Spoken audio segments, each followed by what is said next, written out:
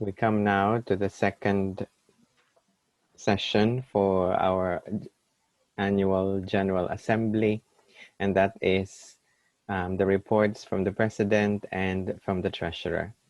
So please keep an eye on the things that will be presented to you. In the middle of my report, there is a video which shows to us about our involvement with the International Rosary Crusade.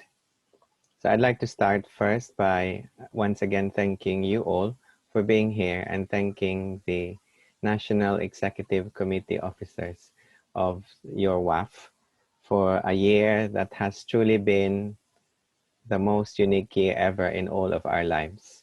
And hopefully this will never be repeated again. So this report is presented to you all during this third annual general meeting on the 28th of November. So we start the year with the centenary of the death of Saint Jacinta Marto, and it was on the 20th of February. We were at the Missionaries of Charity House in Sadak, and the very congregation that is founded by Saint Teresa of Calcutta.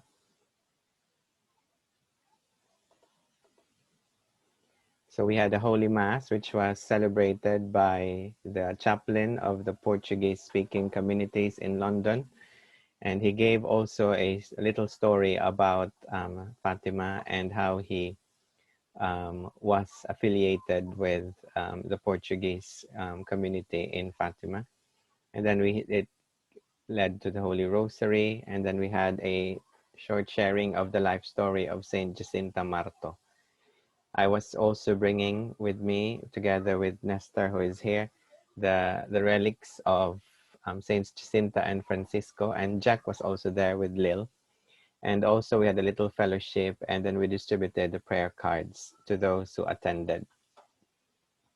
And then this was followed by some of you may have been to the launch mass for the 5-year preparation of the 5 First Saturdays Devotion Centenary in 2025.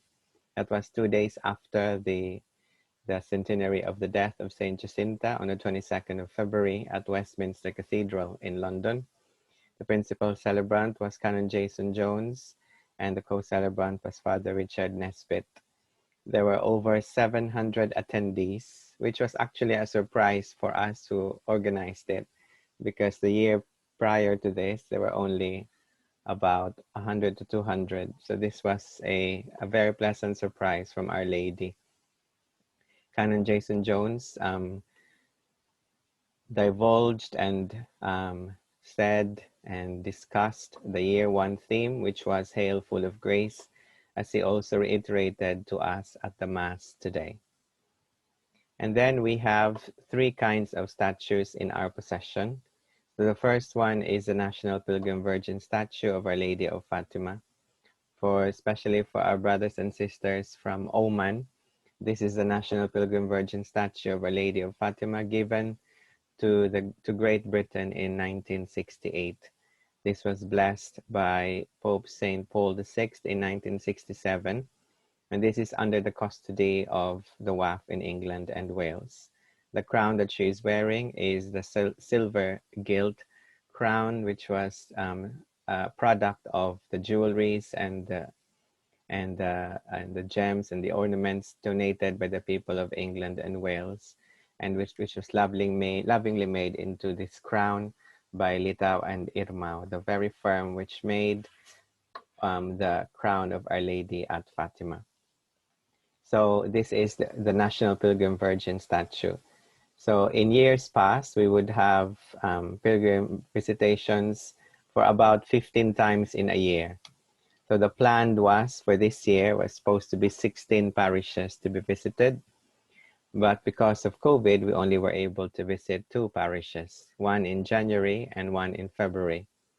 So we definitely miss the visitations, no matter how busy they were. But we miss it because obviously it's part of our lives, going to different parishes. And this is the most effective way in spreading the message of Our Lady.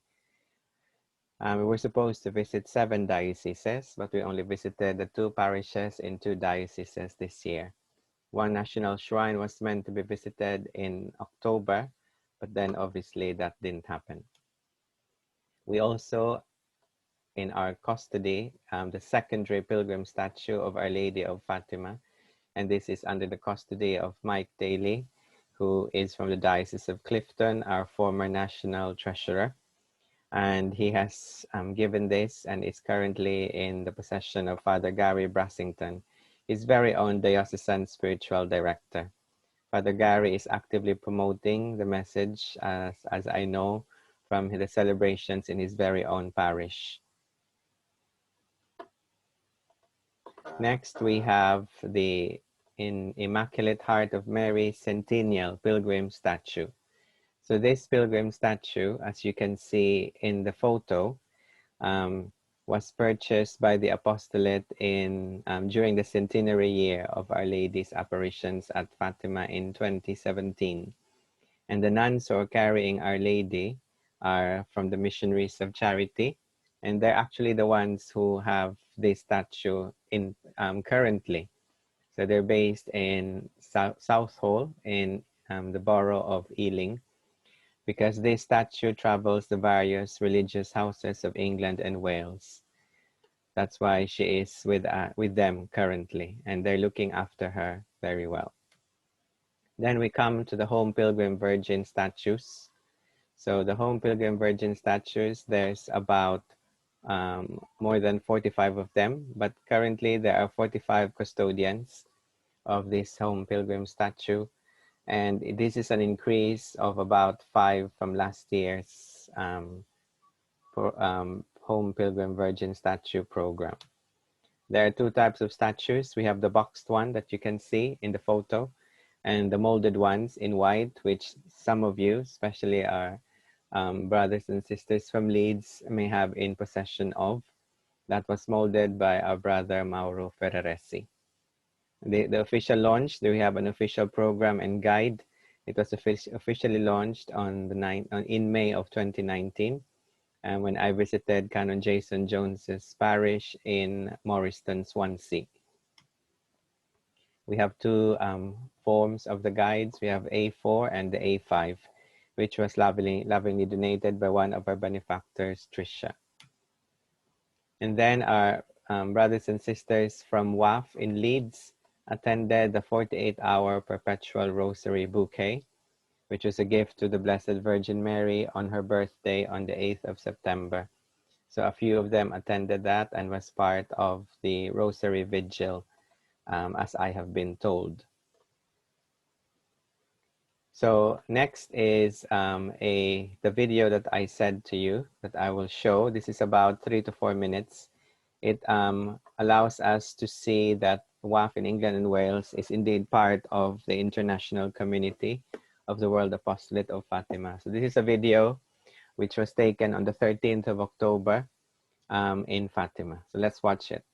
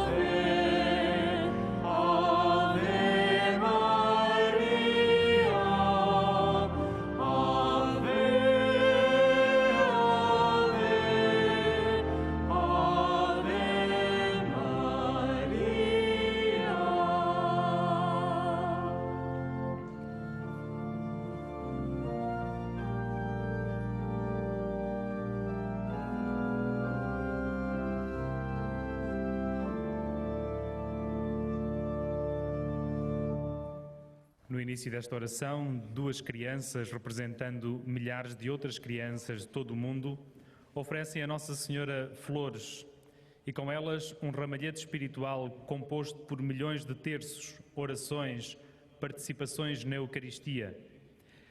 Estas crianças da Eucaristia, iniciativa do Apostolado Mundial de Fátima, rezaram e rezam pelo fim da pandemia, pela paz no mundo, pela vitória do bem sobre o mal e pelo triunfo do Imaculado Coração de Maria.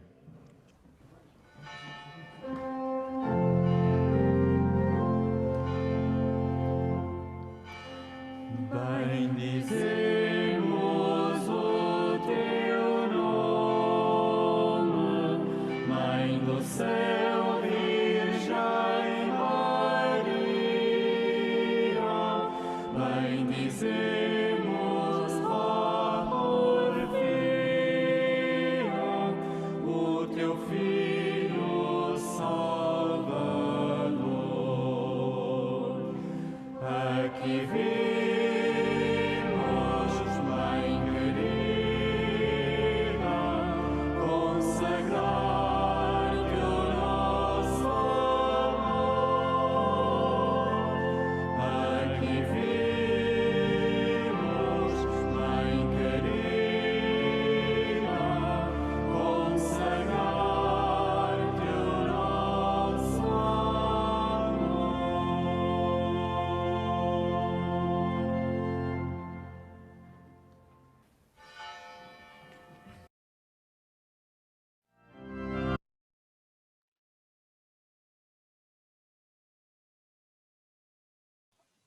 That was the presentation of the spiritual bouquet, composed of, I think it's 5 million rosaries and pledges of prayers and participation in the Eucharistic adoration from all over the world, including those from England and Wales. So thank you to all who have offered the rosaries and their sacrifices and spent time in Eucharistic adoration before Our Lady and our Lord. One of the things that I have learned through this pandemic is Zoom. I never thought that I would be operating Zoom at this stage from where I was way back in May. So what happened was, in May, one of our sisters from WAF in Leeds, who also happens to be one of the leaders of Couples for Christ, invited me to join them in a rosary first for the pandemic. And that led to us talking about the very first involvement of WAF in England and Wales for Zoom for the Feast of Our Lady of Fatima.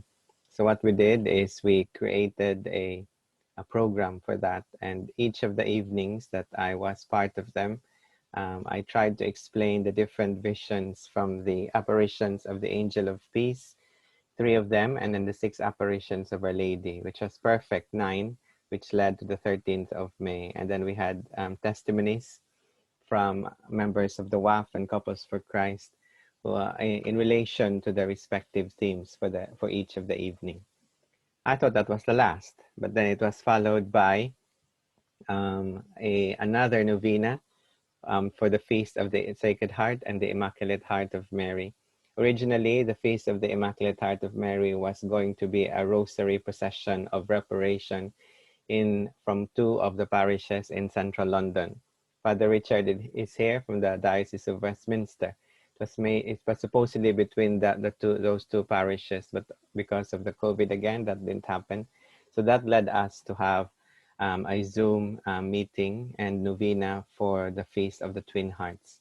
This time it was participated and thankfully and very ably by our diocesan spiritual directors, who gave us reflections in each of the evening. And then that was followed by, through the initiative of WAF Wales and in cooperation with Cardiff Cathedral, in preparation for the 103rd anniversary of the October apparition. It was coordinated by Barbara, who is here with us as well, and thanks to her for coordinating this, from the 4th to the 13th of October. And this time it was the reflections were given by the clergy from the Archdiocese of Cardiff.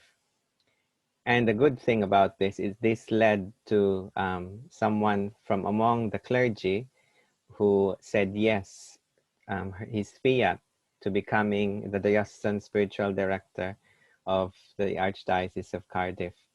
So we are now in the process of finalizing it, and I'm still waiting for his reply from the email I've sent him, and then we take it from there. But that was the fruit of this novena.